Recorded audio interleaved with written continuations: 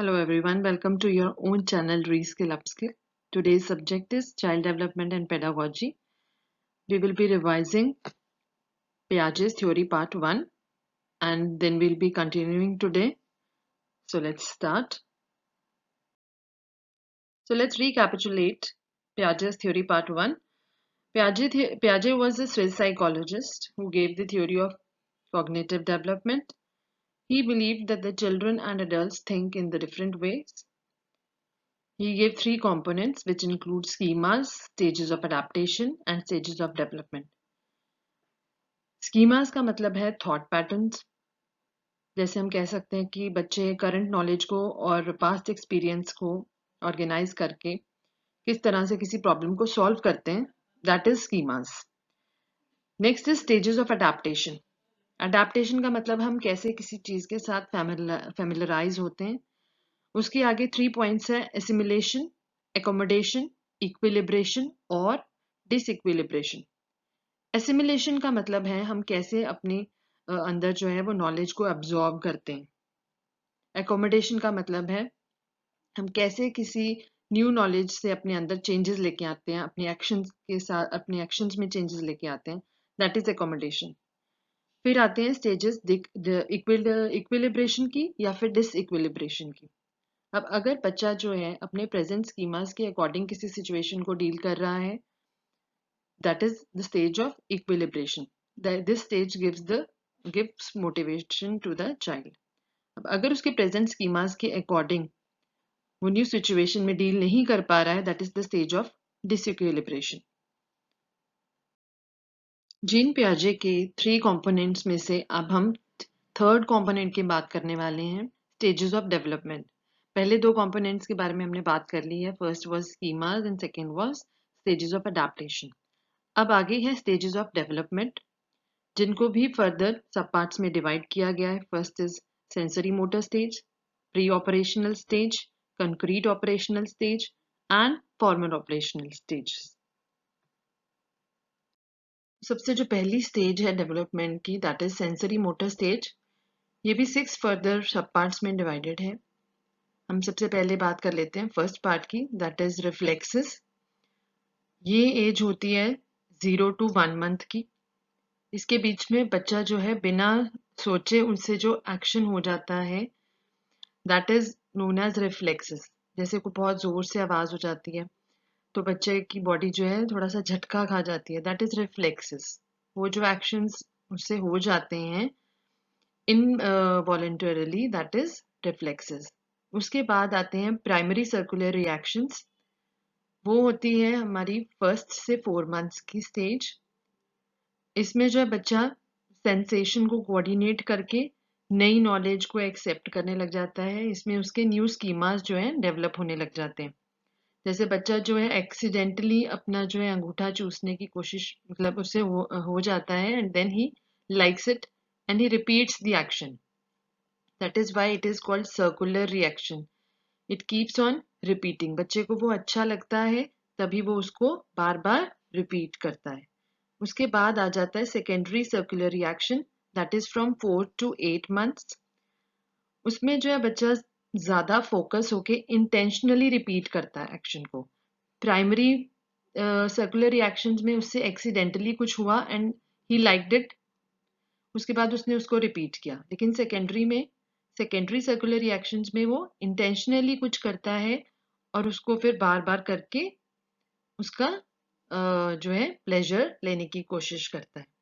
जैसे बच्चे से एक बार कोई टॉय नीचे गिर गया और फिर उसने उठाया अपने मुंह में डाला, तो he can repeat the action again and again to get the pleasure. So अभी हमने इन 3 स्टेजेस के बारे में बात की: reflexes, primary circular reactions, secondary circular reactions. अब हम नेक्स्ट 3 स्टेजेस की बात करेंगे जो कि सेंसरी मोटर स्टेज के अंदर आती है.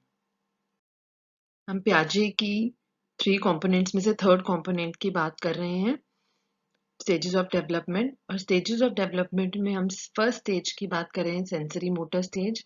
उसकी हमने 3 सब पार्ट्स पिछली स्लाइड में लर्न कर लिए. अब हम नेक्स्ट 3 पार्ट्स की बात कर रहे हैं, that is coordination of reactions. अब कोऑर्डिनेशन ऑफ रिएक्शंस एज होती है 8 to 12 मंथ्स में, उसमें बच्चा और भी ज़्यादा क्लियरली इंटेंशनल एक्शंस दिखाने लग जाता है। वो दूसरों को देख के उनके बिहेवियर को या उनके एक्शंस को इमिटेट करना शुरू कर देता है। उनको ऑब्जेक्ट्स की अंडरस्टैंडिंग होने लग जाती है। वो चीज़ों को देख के रिकॉग्नाइज करने शुरू हो जाते हैं और उसको ये चीज़, जैसे फॉर एग्जांपल अगर बच्चे से किसी रैटल को शेक करने से आवाज़ हो जाती है, उसको ये चीज़ रियलाइज होने लग जाती है कि now I can do it, if I shake this object, if I shake this toy, then it will make a sound. So this is the stage of coordination of reactions. उसके बाद आती है tertiary circular reactions. ये as होती है 12 to 18 months. इसमें trial and error experimentation शुरू हो जाता है। बच्चा जो है दूसरों की अटेंशन लेने के लिए अलग अलग साउंड्स कर सकता है टॉयज के साथ, अपने माउथ के साथ, या कोई एक्शन कर सकता है जिससे कि वो दूसरों की अटेंशन अपनी तरफ कर सके, दूसरों को अपनी तरफ अट्रैक्ट कर सके। उसके बाद आ जाती है stage which is the most important stage according to पियाजे, दैट इज ऑब्जेक्ट परमानेंस। इसमें जो बच्चे को ये समझ आ जाता है कि जो ऑब्जेक्ट्स होते हैं दे आर ऑलरेडी देयर। जैसे कि अगर आपने पीकबू गेम के बारे में सुना हो, जैसे हम नॉर्मली बच्चों के साथ खेलते हैं, उसमें अगर बहुत ही छोटा बच्चा होगा जो कि शुरुआती, जैसे हम कह लें अगर 4 मंथ्स का है या फिर 5 मंथ्स का है, उसके साथ अगर वो हम गेम खेलेंगे तो उसको ये लगेगा कि अभी मेरे सामने कोई चीज़ आई और उसके बाद वो वैनिश हो गई और अब वो चीज़ वहाँ पे नहीं है। लेकिन अगर हम इस स्टेज पे बच्चे के साथ ये गेम खेलते हैं तो उसको ये ऑब्जेक्ट परमानेंस की सिचुएशन आ चुकी होती है, जिसमें वो समझ जाता है कि अभी जो ऑब्जेक्ट मेरे को या जो ह्यूमन बीइंग मुझे अभी दिखा है वो वहीं पे है, बस वो थोड़ी देर के लिए वहां से हट गया है या थोड़ी देर के लिए वहां से चला गया है। सो ऑब्जेक्ट परमानेंस की जो स्टेज है, दिस इज द लास्ट सब stage of sensory motor stage. चलिए हम अभी एक बार रिवाइज कर लेते हैं कि हमने अभी तक पियाजे थ्योरी के बारे में क्या क्या सीखा है। So Piaget was a Swiss psychologist who gave the theory of cognitive development. He believed that children and adults think in the different ways, and he gave three components on the basis of this. First was schemas, second was stages of adaptation, and third was the stages of development. Schemas का मतलब होता है thought pattern, कैसे बच्चा current knowledge को और past experience को इकट्ठा करके एक प्रॉब्लम को सॉल्व करता है, दैट इज स्कीमास। सेकंड वो स्टेजेस ऑफ अडेप्टेशन, वो भी आगे डिवाइडेड थे 3 पार्ट्स में, असिमिलेशन, एकोमोडेशन, इक्विलिब्रेशन और डिसइक्विलिब्रेशन। असिमिलेशन का मतलब है हम कैसे किसी नॉलेज को अपने अंदर अब्जॉर्ब करते हैं। एकोमोडेशन का मतलब होता है हम कैसे न्यू नॉलेज को अपने अंदर लाके उसमें उससे अपने अंदर चेंजेस लेके आते हैं, अपने एक्शंस के अंदर चेंजेस लेके आते हैं। और उसके बाद स्टेजेस आ जाती है इक्विलिब्रेशन या फिर डिसइक्विलिब्रेशन की। अगर प्रेजेंट स्कीमास के अकॉर्डिंग बच्चे को सिचुएशन के साथ डील करना आ जाता है, that is the stage of equilibration. और अगर उसको डील नहीं करना आता है प्रेजेंट स्कीमास के साथ न्यू सिचुएशन में, so that is the stage of disequilibration. Then after that, third component is stages of development. That is also divided into subparts. So we are going to discuss about the first part which we have covered today, sensory motor stage. Sensory motor stage is also divided into subparts. So the first part is reflexes. Reflexes का मतलब होता है जब बच्चा जो है unintentionally कह लो या फिर बिना किसी उसके सोचे समझे जब उससे कोई एक्शन हो जाता है, दैट इज रिफ्लेक्सेस। जैसे कोई जोर से आवाज होने पे बच्चा जो है उसकी बॉडी थोड़ी सी शेक हो जाती है, तो वो उसके बारे में सोच के ये नहीं करता है, वो अपने आप उससे हो जाता है। So that is reflexes. उसके बाद आते हैं प्राइमरी सर्कुलर रिएक्शंस। ये जो है बच्चा, जब बच्चे के पास हम उसे एक्सीडेंटली अपने माउथ में जैसे थम चला जाता है and then he likes it, so that is the primary circular reaction and he tries to repeat it. Then there is secondary circular reaction. इसमें जो है बच्चा थोड़ा सा intentionally actions को repeat करने की कोशिश करता है to get the pleasure. जैसे उससे अगर उसको एक बार accidentally पता लग जाता है that I can put my thumb in the mouth like this, then he will try to repeat the action. Then there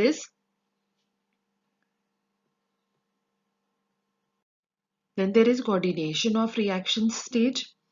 इसमें बच्चा और इंटेंशनली जो एक्शंस को रिपीट करने की कोशिश करता है, और जैसे उसके सामने कोई भी ह्यूमन बीइंग है उसका बिहेवियर कॉपी करने की इमिटेट करने की कोशिश करता है, उसकी एक्शंस इमिटेट करने की कोशिश करता है। उसके बाद आ जाती है टर्शरी सर्कुलर रिएक्शन स्टेज। इसमें बच्चा जो है ऑब्जेक्ट्स को और अच्छे से रिकॉग्नाइज करने लग जाता है। He keeps on doing the actions again and again, and he tries to attract the caregiver or the person in front of him by doing different actions or by making different sounds. Then comes the stage of object permanence, which is very important according to Piaget. इसमें जो बच्चा ये समझ जाता है कि जो object उसके हाथ में है, अगर वो उस टाइम उसके हाथ में नहीं भी है, even then he can think about that object. जैसे मैं इसमें एग्जांपल देना चाहूंगी, अगर हम बच्चे के साथ छोटी सी गेम खेलते हैं पीकाबू, अगर वो बच्चा इस स्टेज पे हम उसके साथ खेल रहे हैं तो उसको ये चीज समझ आ जाएगी कि अभी जो मेरे सामने ह्यूमन बीइंग था वो एक्चुअल में एग्जिस्ट करता है। लेकिन अगर हम उससे, जब वो बच्चा छोटा था इस स्टेज से, जब वो बच्चा 2 मंथ्स का था या 4 मंथ्स का था, अगर हम उस टाइम पे उसके साथ ये गेम खेलेंगे तो उसको शायद ये चीज समझ में नहीं आएगी। उसको ये लगेगा कि अभी जिसको मैंने देखा है, that person or that thing is vanished. So today we have covered till sensory motor stage. I hope you liked the video and you learned something new today. Keep learning and keep improving your skills. Thank you for watching.